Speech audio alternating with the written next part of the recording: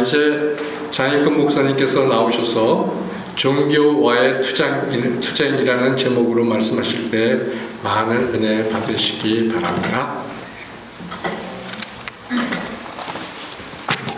여러분 교회 오래 다니면서 이런 설교 제목 들어본 적 있어요?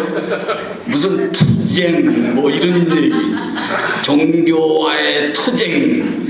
여러분이 아마 생소한 제목이지만은 이 말이 와닿지 않을 거예요. 근데 이 짧은 시간에 여러분한테 이 투쟁이란 말이 그래도 좀 여러분 마음속에 가까워지도록 노력을 하겠습니다. 예.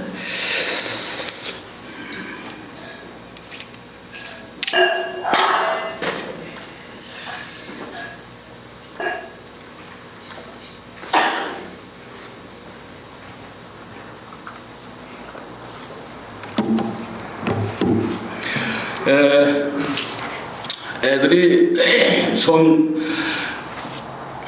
태어나가지고 생명줄로 어머니에게 이제 매달려가지고 그 어린애의 그 삶은 엄마의 젖꼭지를 물고 그 엄마의 배려 안에서 절대 복종하는 그 길이 유일한 생존 방식입니다.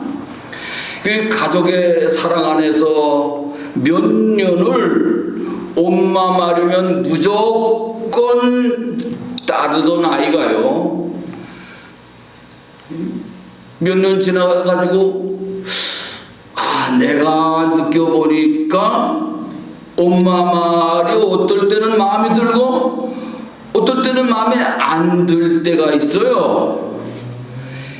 이렇게 기준이 엄마 말이면은 무조건 복종하는 것이 아니라 내가 생각하기에 맞을 때만 따르게 돼요.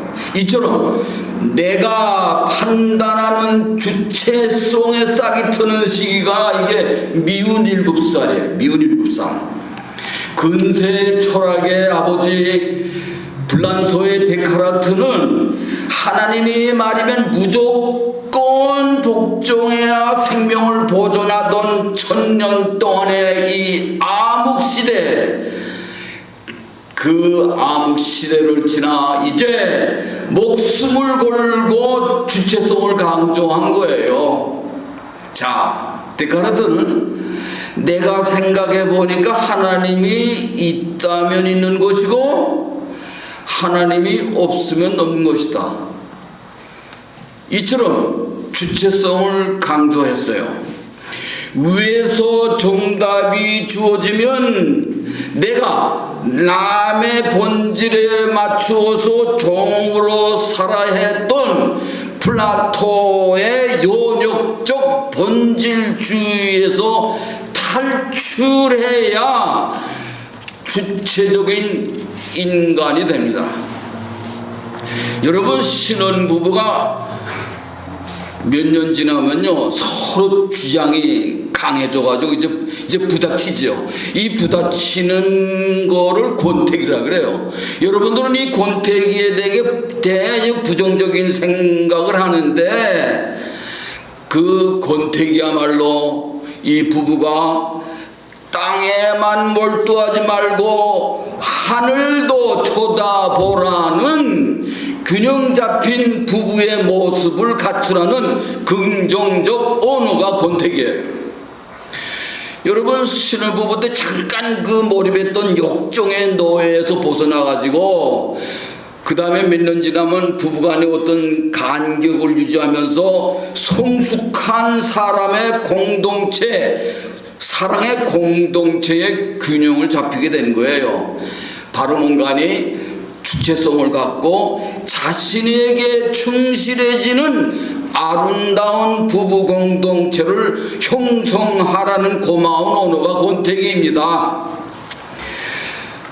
나의 신앙 태도가 무조건 옳다고 주장하는 세뇌된 광신도들을 제외하고는요, 우리들의 그 오랜 종교 생활에서도 권태기가 찾아옵니다. 자신의 신앙생활을 이제 되돌아보면서 무조건 복종 아닌 주체성을 살려내는 신앙 태도는 과연 어떤 것일까? 이거를 되돌아보게 되는 거예요. 구약 성서에는요, 여호와는 전지전능하다 그랬죠. 뭐든지 다 하는 하나님이에요. 그 전지전능한 여호와의 감탄을 쏟아내면서 결국은 여호와 밑에서 굴종 관계로 숭배하고 찬양하게 되는 거예요. 결국은 뭔가 하니 여호와를 따르는 사람과 나 사이에는 뭐가 있나니 노예 주와 노예의 관계로 전락되어 주체성은 그 안에 설 자리가 없어요. 그냥 저때 복종하는 것밖에 없어. 그러나 마태복음 12장 48절을 보면요, 예수께서는 주체성을 강조했습니다. 뭐라 그랬나니요? 밖에 엄마와 동생들이 기다려 있는데 제자들이 좀 가보십시오 할 때 뭐라 그랬나니, 누가 내 모친이며 누가 내 동생들이냐. 이게 아주 강력한 주체성을 강조하는 언어입니다. 보통 여러분, 뭐 설교할 때 나는 모태신앙이야 뭐 이렇게 자랑하죠. 이거 모태신앙은 주체성이 결여된 아주 비판이 불가능한 부끄러운 언어예요. 이게 그 믿지 마세요. 모태신앙 하는 사람들 얘기. 무수한 생명들이 학살당한 6.25 전쟁 소용돌이 속에서 그 몰아치는 죽음의 공포 얼마나 배고팠어요. 그 배고픔의 시대에 부흥 목사의 말 한마디에 제 마음속에 조변에 깔려있던 환상이 터져 나왔던 적이 있습니다. 부흥 목사가요, 여러분 천국에 가면 길가에 사과가 주렁주렁 매달려 있습니다. 저는 그 말을 듣고 그 먹고 싶었던 사과, 그 사과가 넘쳐난다. 제가 그 국민학교 때 그 감격했던 그 한마디가 70년이 지난 지금도 내 마음속에서 지워지지 않고 있어요. 그때는 철저히 응답해주는 하나님은 내 요구의 대상이었어요. 내 욕망을 체결해주는 하나님, 이 세상에도 저 세상에서도 축복이 행복이 보장되는 보증수표를 위한 투쟁의 역사가 내 교회 생활이었습니다. 일본의 압제하에 6.25 전쟁으로 민족이 사륙당하던 시대에는요, 그 천국의 소망을 바라보며 이겨낼 수밖에 없었어요. 그러나 70년이 지났어요. 지금도 많은 교회에서는 똑같은 설교가 반복되고 있어요. 여러분, 유튜브를 이제 동영상을 이제 그 대형교회 설교요 다 들을 필요 없어요. 그냥 한 5분 3분만 들어보세요. 지금 그렇게 잘 먹고 잘 살면서도 그들이 하나님은 끝없이 자기 욕망을 채워달라는 70년 전에 그런 요청의 대상이에요. 하나님이.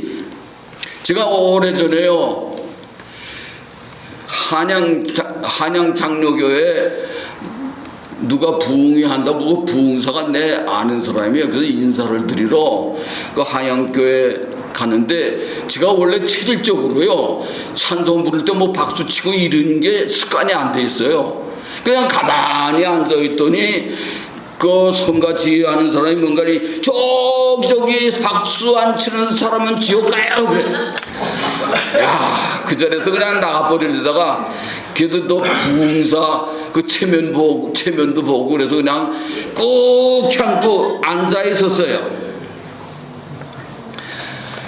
작년에요 내 아들 뻘 되는 젊은 목사가요 저한테 전화 왔어요. 목사님, 저 기도 제목 있으면 저한테 말씀해 주세요. 제가 기도하면요 하나님은 다 들어줘요. 이런 얘기를 해. 내가 참 어이없고 모욕적인 말들을 이걸 생각하면요, 나도 역시 60년 전에는 이들처럼 똥통에 빠져서 호적거린 적이 있어요. 사실은 나도 마찬가지였어요. 그런데 저는 군대에서 제대하자마자 다행히 독일에서 공부를 마치고 돌아온 두 교수를 만났습니다. 그때 그 복잡한 남대문 시장 한 구석에 향린교회라는 곳이 있었는데, 안병무는 설교를 하고 오후 2시는 허여기가 성경 공부를 했어요. 천국과 지옥은 공간 개념이 아니다.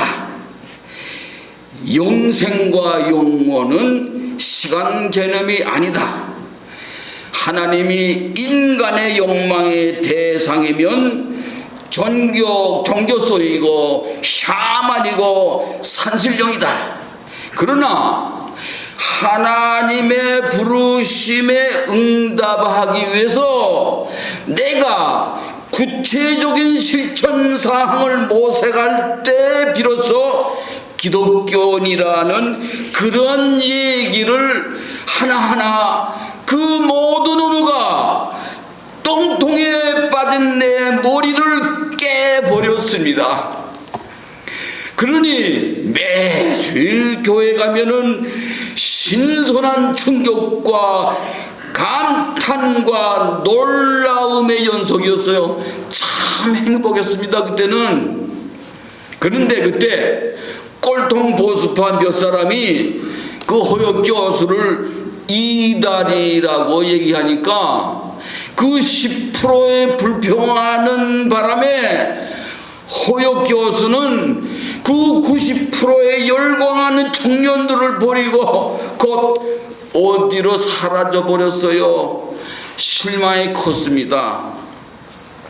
그러나 똥냄새에 익숙해져 있던 나는 그 두 분 때문에 빠져나오게 됐습니다. 기독교가 일본과 우리나라에 어떻게 전파되었나를 잠깐 살펴보겠습니다. 일본은요, 16세기에 천주교 전래 때 신도수가 3%요. 굉장히 많았어요, 그때. 근데 지금은 신토라는 자연숭배 잡신 50%, 불교 50%, 지금은 기독교는 0.5%, 60만 명밖에 안 돼요. 개신교는요, 한국보다 25년에 앞선 1859년에 전파돼 가지고 10년 동안 박해를 받다가 1868년 메이지 유신으로 막부 정부를 끝내고 1872년 개신교를 설립하고 1873년 신앙의 자유를 선포했습니다. 1874년 총산학원이라는 자유주의 신학교를 설립해 가지고 그 후에 그 자유주의 신학교 총산학교에 김재준, 김정준, 송찬군 등이 수학해서 우리나라에 자유주의 신학을 전파했습니다. 그리고 그 당시에 많은 일본 학생들이요, 독일로 유학을 갔어요. 저희들보다 100년이 앞선 거예요. 한국은요, 1594년에 포르투갈 신부 세스파데스라는 사람이 임진왜란때 당시 일본 군종 신부로 입국해가지고 천주교 소족을 전파했어요. 18세기에는 그 중국에서 정약정, 이승훈 등이 천주교를 자생적으로 그 소족을 수입에다가 새로운 세계관을 맛보게 됐습니다. 천주교 역사상 유례없는 신부 없는 선교가 이루어진 거예요. 개신교는 1884년 의사 알렌으로 시작해서 미국, 카나다 등지에서 주로 전통적 근본 복음주의, 문자주의가 도입된 거예요. 1907년에요. 평양 오순절 영적 대붕의 소회가 있었어요. 굉장했습니다. 그때는 한 1,500명이 모였는데 원산에서 걸어왔어요. 신의주에서 걸어왔어요. 그렇게 대송회가 열렸는데 그 이유는 뭔가 하니 바로 2년 전에 1905년에 일제가 한국의 외교권을 강제로 박탈하는 을사조약으로 좌절과 절망 속에서, 그리고 또 그 당시에는 너무 기근이 와가지고 굶어 죽은 사람이 그 시체가 널려있을 때 여러분 생각해 보세요. 굶어 죽는다? 상상을 해보세요. 그 시체가 깔려 있었어요. 그 불안함과 초조함을 이기지 못해서 기독교는 위로와 희망과 영원한 하늘나라를 바라보던 그 당시의 희망의 종교였어요. 참혹했던 고난의 시절, 근본 문자주의 복음은 비록 구름 잡는 희망일지라도 그 당시에는 그 복음으로 어려운 시절을 이겨낼 수 있었습니다. 여러분, 기독교를 조롱거리로 만들어 놓은 것이 이게 문자주의예요. 문자주의. 그 문자주의는 성소 속의 모든 문자를, 그런 사건을 현실적 실체로 받아들였어요. 소교의 눈을 뒀다. 저 예수는 의사보다 훨씬 유능하다. 안전벨을 일으켰다. 이 사람은 기적을, 이렇게만 생각한 거예요. 그러나 현대신학은 사건의 의미를 해석한 거예요. 예수는 보통 사람이 아니구나를 강조한 겁니다. 그러니까 성소의 의미, 사건의 의미를 해석하고 또 해석해서 성소의 깊은 뜻을 전달되는 거예요. 여러분, 그 사건에 머물려, 그런 그 모든 사건은 그냥 그 자리에 머물려 있어요. 그러나 그 사건은 해석하는 대로 사건의 방향이 다양하게 움직입니다. 자, 이제 예를 들어 볼게요. 사건과 해석을 어떻게 다른가? 며느리가요, 그 마당에 강아지를 그냥 이유도 없이 발로 꽝 찼어요. 그럼 강아지가 깽깽깽깽 그렇게 도망갔거든요. 사건으로 보면은 저 며느리가 강아지를 꽤 싫어하는가 보다, 이렇게 생각할 거예요. 혹시 축구 연습을 하나?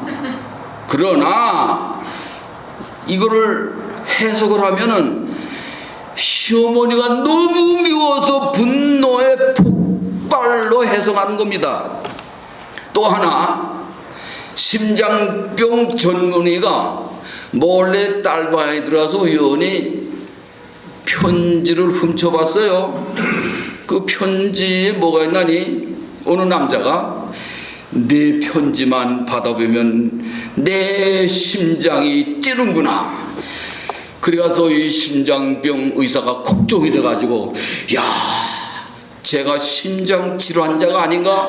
그러면 사건을 보는 거고, 야, 무척 사랑하는구나. 그거 해석하는 거예요. 자, 이제 성경으로 돌아갑시다. 자, 성경에 요한복음 5장에서 베데스다 연못가에서 천사가 내려와서 병을 고쳐준다는 그 전설, 샤만, 그 전통, 습관, 이것을 믿고 많은 병자들이 수십 년을 거기서 기다렸어요. 그러니까 그 수십 년을 그 귀한 생명, 허송생활을 하고 있는 그 사이에 예수가 나타난 겁니다. 어떤 사람은, 야, 그 예수가 왜 하나만 딱 고쳐줬어? 다른 사람들은 다 원망할 거 아니야? 그런 식으로 해석하는 게 아니에요. 이게 상징성으로 해석하세요. 잘 이해를 못하겠죠. 다시 첨부하겠어요. 이걸 다른 말로 말하면은 많은 교회에서 11조를 내면서 복 받으려고 발광하는 이 정신병자들을 그들의 시간 낭비하는 그 사람들을 위해서 예수가 구해낸다는 문학 작품입니다. 이게 성경이. 글자 그대로 보지 마세요. 한국에서는 하나님께 복과 안전을 비는 종교성과 기독교를 확실하게 구별을 못하는 복음주의 문자주의가 일제시대와 6.25 속에서는 6.25를 맞아서 그 뿌리를 내려서 성서 속의 사건을 해석해야 된다는 현대 신학의 솔자리가 좁아졌어요. 제가 이런 얘기를 어느 교회에서 얘기하겠어요? 매 맞아 죽어요. 다행히 여기서는 조금 봐주기 때문에. 그러나 일본은 한국보다 100년 먼저 유럽에서 현대 신학 유학생들로 인해서 신토라는 독착 신앙이라는 종교성과 기독교는 물과 기름으로 섞일 수 없어요. 비록 0.5% 60만 명이지만은요, 거기는 교회가 다 30-40명씩 이렇게 조그만 교회들이 이렇게 진지하게 공부하고 있어요. 근데 그 사람들은요, 가봤더니 불교 사원하고 기독교 예배하고 같은 건물을 써요. 공동적으로. 우리는 뭔 줄 아세요? 기독교 청년들이 절간에 가서 그 불상 때려 부신 사건이 난 그런 나라예요. 우리는 아직도 거긴 같이 써요, 건물을. 그런데 교회 다니는 사람이 담보도 없고 뭣도 없고 다 없는데 돈이 필요하거든요. 이건 사실이에요. 제가 가서 다 들었어요. 목사가 이 사람은 우리 교회 다니고 예수 믿는 사람이라고 소명만 하면요, 담보 없이 융자해 주는 게 1번입니다. 여러분, 세계적인 기독교 사상가 우찌무라라는 말을 들었을 거예요. 우찌무라 간조. 이 우찌무라 간조 밑에서 공부하던 사람이요, 일본 총리한 사람이 여러 명이에요. 그리고 그 밑에서 배운 사람 함석헌, 김교신 다 이 우찌무라의 제자예요. 근데 우찌무라가 그 아무것도 아닌 그 학자가 일본 총독부에다가 편지를 냈어요. 내 제자 함석헌, 김교신은 한국을 좀 독립 좀 시켜주라. 그렇게 편지를 보낸 사람이에요, 우찌무라가. 허역 교수가요, 독일 유학 가기 전에 그 유명한 서울에 있는 국립도서관에 이제 가봤어요. 근데 그 사이에 일본에서는 그 독일의 현대 신학자들의 그 모든 소적을 일본어로 번역해가지고 산더미처럼 쌓아놨는데, 이 사람이 독일 유학 가기 전에 미리 공부하려고 그 수많은 책들을 열어봤더니 한 사람도 책을 열어보지 않았다는 걸 발견했어요. 다 책이 다 붙어 있더래요. 다시 한번 강조합니다. 기독교와 종교를 구별해야 돼요. 하나님이 인간의 욕망의 대상이면 종교이고, 인간이 하나님 요구에 응하면 그때 기독교인입니다. 개신교가 70년 전 일제와 6.25의 비극을 겪으며 울부짖던 신앙, 문자주의를 그대로 모태신앙이라고 자랑하면서 멍청이 잠자고 있는 사이에 여러분 다큐멘터리 하죠. 내가 신이다. 이런 사이비 종교가요 수십 년간 들끓고 앞으로도 계속 들끓 거예요. 보통 교회에서 멍청이 그냥 아무 일도 못해. 나 비슷비슷하니까 끼리끼리. 그러니까 여러분 내가 지금 봤더니 한국에 아직도 내가 재림 예수라고 울부짖고 사이비 종교를 이끄는 재림 예수가 100명이 넘는데요 지금 거기에.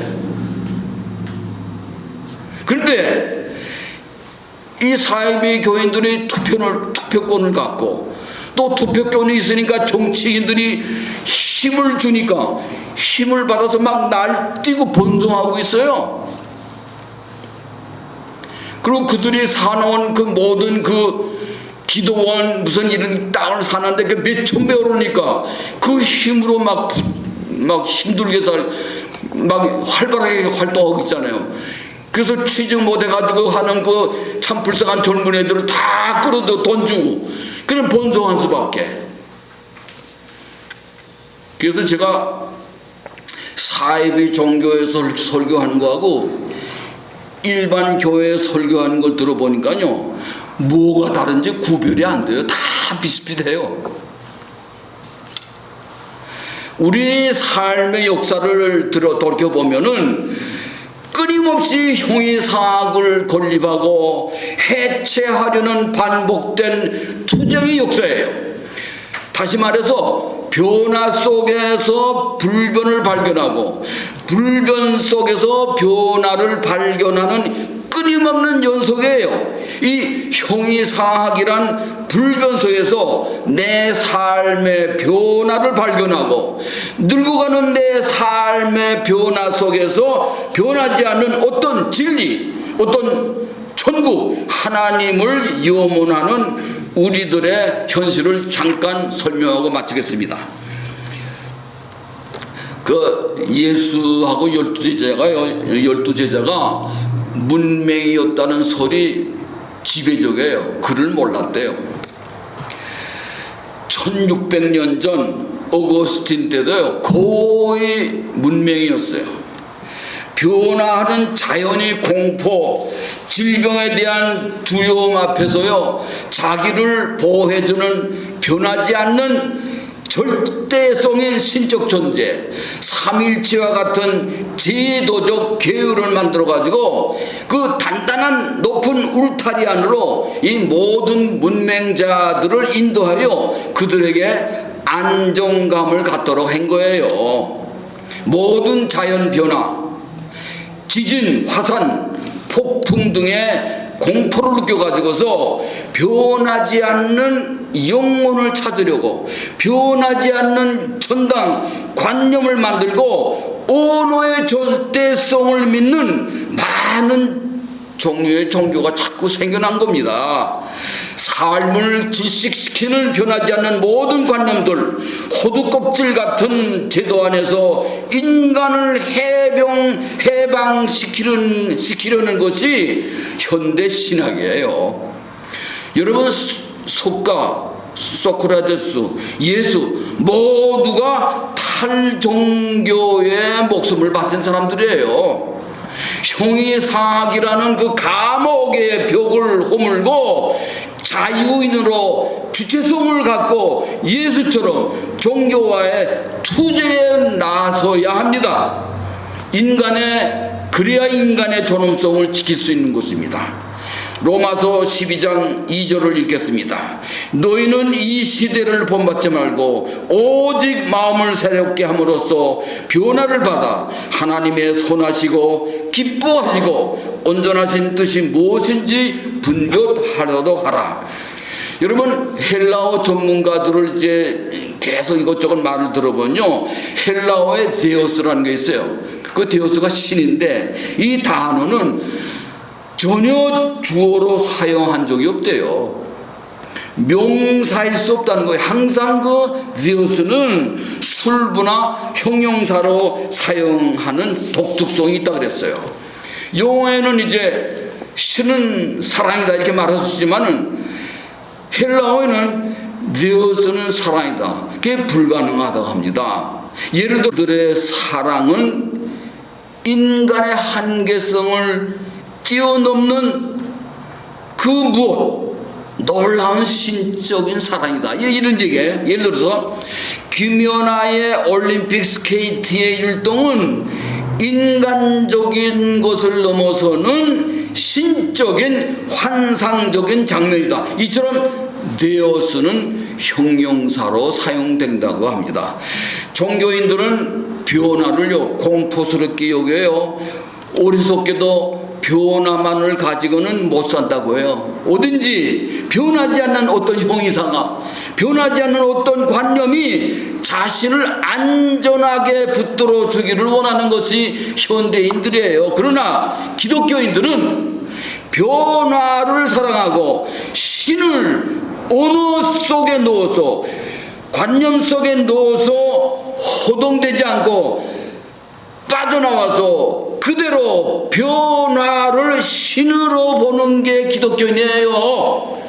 내 몸도 향내나는 땅 속으로 들어가 영광되게 아름다운 흙으로 변할 수 있는 행운을 갖고 있습니다. 작년에 그 한뼘 되는 그 포도나무를 선물로 받아서 어깨까지 자라더니 금년엔요 그 포도나무가 그냥 하늘로 쭉 뻗어나가가지고 청포도가 주렁주렁 곱게 자라고 있어요. 그 옆에 사과 배나무들이 새로운 식구를 반기고 있어요. 아침마다 주렁주렁 깨알같이 작은 포도 열매를 신기하게 바라보는 것이 요즘 저의 즐거움이 됐습니다. 내게 허락된 소중한 내 시간, 내 생명을 천국, 영생, 구원, 재림이란 이런 허황된 언어의 나의 노예에서, 이 감옥에서 시간 낭비하지 않고 자유인으로 주체성을 갖고 현대 신학을 펼쳐볼 수 있다는 것은 나에게는 얼마나 다행인지 모르겠습니다. 사람들은 죽음이 닥치면 그제서야 자기 자신이 세상의 주인인 것을 잠깐 깨닫고 죽어요. 그러나 2000년 전 바울이 고린도전서 3장 21절에서 미리미리 우리를 깨우쳐주고 있습니다. 읽어보겠습니다. 그런즉 누구든지 사람을 자랑하지 말라. 만물은 다 너희 것임이라. 나는 이 세상의 주인이 아니라 우주의 주인입니다. 온 우주가 다 나의 것이라는 것입니다. 그러므로 나는 만물의 지배를 받지 않고 만물로부터 자유롭게 된다는 것이 이 성경 구절이에요. 고린도전서 3장 21절 만물이 다 너희 것이다. 그러므로 나는 축복 받으려고 11조 낼 필요가 없어요. 전혀. 만물은 모두 나의 사랑의 대상입니다. 이 아름다운 우주, 모든 사람은 다 살아있는데 나만 죽는다는 이 억울함이 나에게는 전혀 없어지기를 계속 기도하고 있습니다. 에피큐로스는 오직 이 순간만 집중하면은 두려움이 없어진다고 했어요. 내가 죽을 때는 온 우주가 다 없어지고 내가 죽을 때는 모든 사람이 다 죽기 때문이라고 저는 믿고 싶습니다. 제 몸에 60개의 조의 세포가 이루어진 내 몸속에 1초에 380만 개의 세포가 죽어가고 생성되고 하루에 3,300억 개의 세포가 태어나고 죽어서 2년이면 우리 몸은 완전히 새로운 세포로 변합니다.